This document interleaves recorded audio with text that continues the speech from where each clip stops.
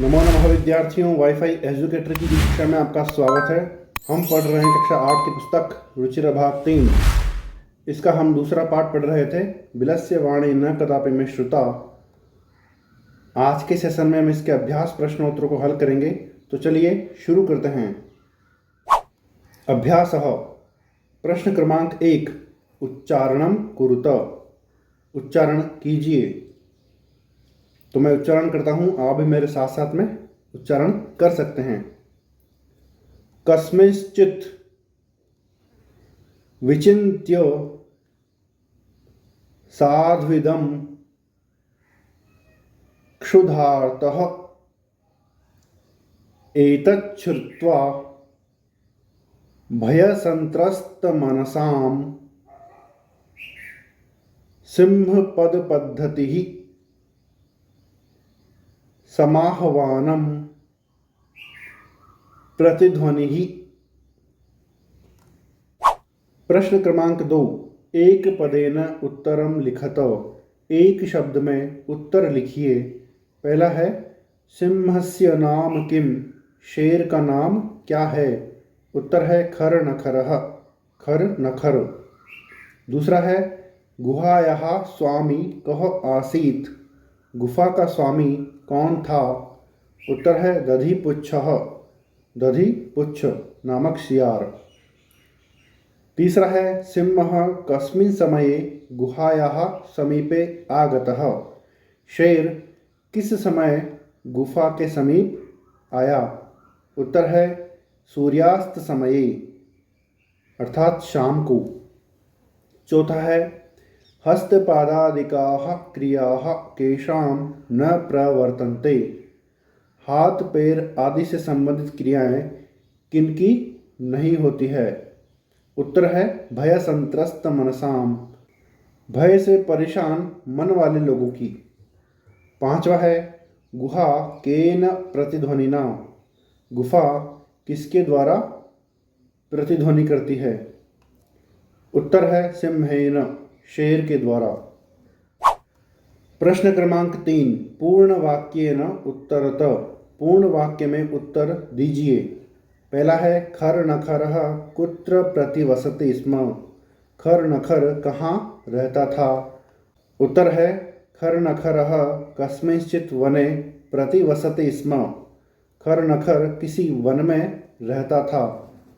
दूसरा है महतीं गुहां दृष्ट्वा सिंहः किम अचिंतयत्। बड़ी गुफा को देखकर शेर ने क्या सोचा? उत्तर है महतीं गुहां दृष्ट्वा सिंहः अचिंतयत्। बड़ी गुफा को देख करके शेर ने सोचा नूनम एतस्यां गुहायां, निश्चय ही इस गुफा में रात्रौ, रात में कोऽपि जीवः आगच्छति, कोई जीव आता है। अतः अत्रैव निगूढ़ो भूत्वा तिष्ठामि, इसलिए यहीं पर छिपकर बैठ जाता हूँ। तीसरा है शृगालः किम अचिंतयत्। सियार ने क्या सोचा? उत्तर है शृगालः अचिंतयत्। सियार ने सोचा अहो विनष्टोऽस्मि, अरे मैं तो मर गया। नूनम अस्मिन् बिले, निश्चय ही इस गुफा में सिंहः अस्ति इति तर्कयामि। शेर है ऐसा मैं सोचता हूँ। तत् किम करवाणी, अब मैं क्या करूँ? चौथा है शृगालः कुत्र पलायितः। सियार कहाँ पर पलायन कर गया? उत्तर है शृगालः दूरम पलायितः। सियार दूर पलायन कर गया। पांचवा है गुहा समीपमागत्य शृगालः किम पश्यति। गुफा के पास में आकर के सियार क्या देखता है? उत्तर है गुहा समीपमागत्य शृगालः पश्यति यत्।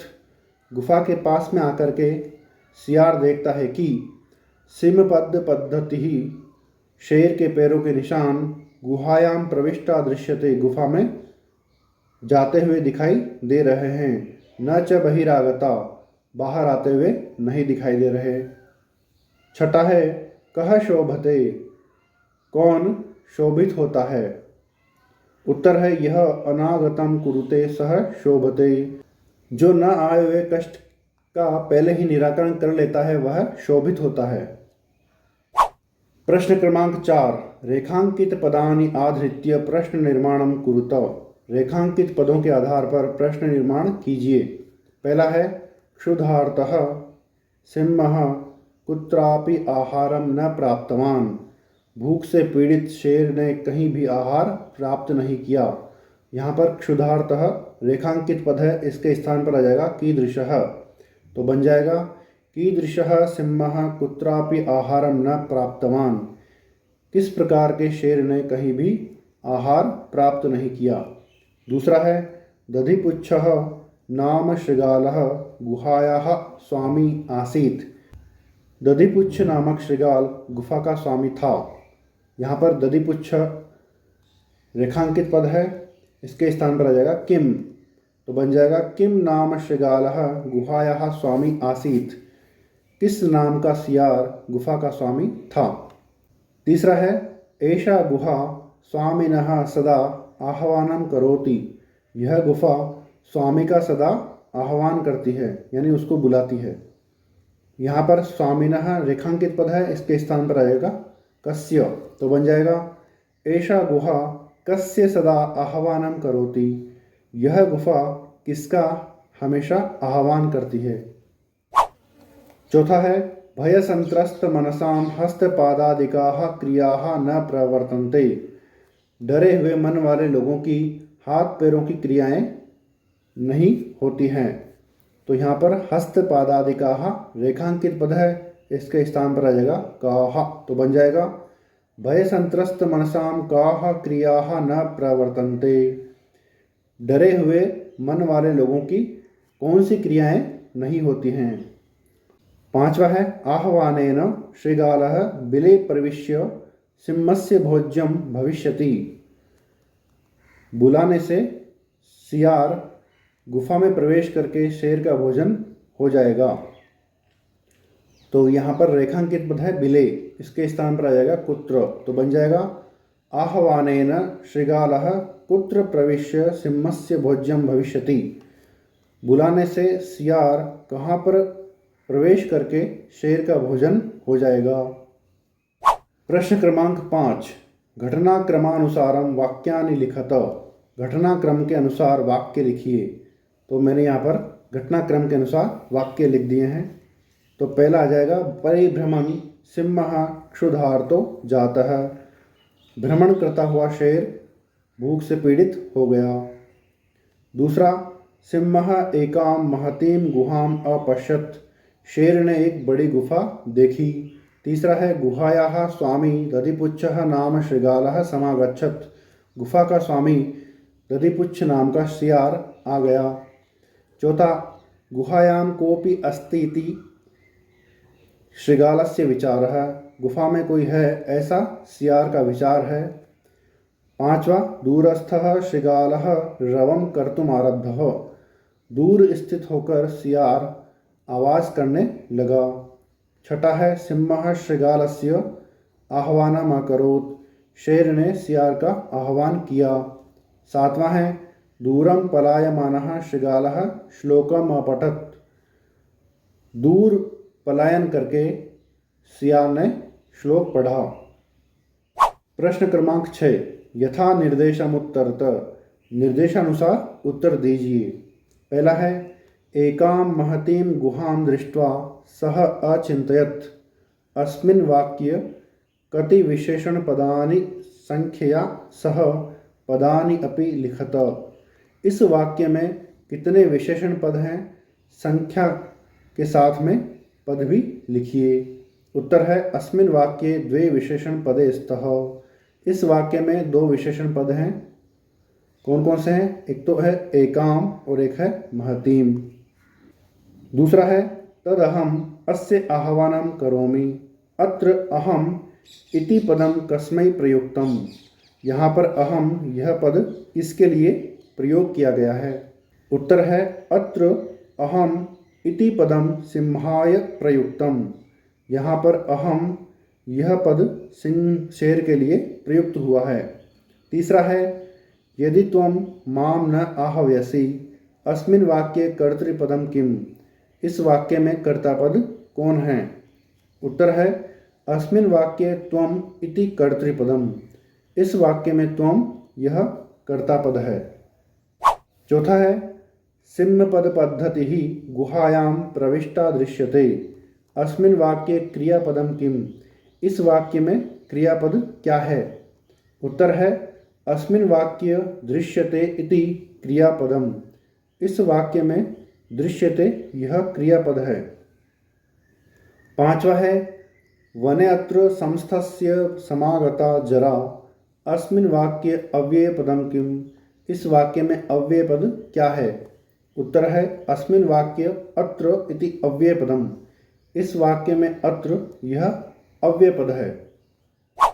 प्रश्न क्रमांक 7, मंजूषातः अव्ययपदानि चित्वा रिक्तस्थानानि पूरयत, मंजूषा से अव्यय पदों को चुनकर के रिक्त स्थानों की पूर्ति कीजिए। तो हमने यहाँ पर रिक्त स्थानों की पूर्ति कर दी है। आइए इसको पढ़ते हैं। एकस्मिन् वने कश्चन व्याधः जालं विस्तीर्य दूरे स्थितः, एक वन में कोई शिकारी जाल बिछा करके दूर चला गया। क्रमशः आकाशात् सपरिवारः कपोतराजः नीचैः आगच्छत्, क्रमशः आकाश से परिवार सहित कबूतर का राजा नीचे आ गया। यदा कपोताः तण्डुलान् अपश्यन्, जब कबूतरों ने चावलों को देखा, तदा तेषां लोभो जातः, तब उनका लोभ जागृत हो गया। परम राजा सहमतः नासीत्, परंतु उनका राजा सहमत नहीं था। तस्य युक्ति ही आसीत्, उसकी युक्ति थी, यदि वने कोपि मनुष्यः नास्ति, यदि जंगल में कोई भी मनुष्य नहीं है, तर्हि कुतः तण्डुलानां संभवः, तो चावल कैसे हो सकते हैं। राज्ञः उपदेशम अस्वीकृत्य, राजा का उपदेश अस्वीकार करके कपोताः तण्डुलान् खादितुं प्रवृत्ताः, कबूतर चावलों को खाने के लिए तैयार हुए। जाले च निपतिताः, और जाल में बंध गए। अतः उक्तम सहसा विदधीत न क्रियाम, इसलिए कहा गया है कि एकाएक कुछ भी नहीं करना चाहिए, सोच विचार करके ही कार्य करना चाहिए। तो इस प्रकार से विद्यार्थियों, हमने कक्षा 8 की पुस्तक रुचिर भाग 3 के पाठ क्रमांक 2 बिलस्य वाणी न कदापि में श्रुता के अभ्यास प्रश्नोत्तर को अच्छे से हल कर लिया है। फिर भी आपके मन में कोई प्रश्न हो तो आप कमेंट बॉक्स में लिख करके पूछ सकते हैं। वाईफाई एजुकेटर चैनल पर आप नए हैं तो चैनल को सब्सक्राइब कर लीजिए, बेल आइकन को भी प्रेस कर लीजिए ताकि आने वाले वीडियोस का नोटिफिकेशन आपको मिल सके। वीडियो अच्छा लगा हो तो लाइक कीजिए और अपने फ्रेंड्स में शेयर भी कीजिए। धन्यवाद।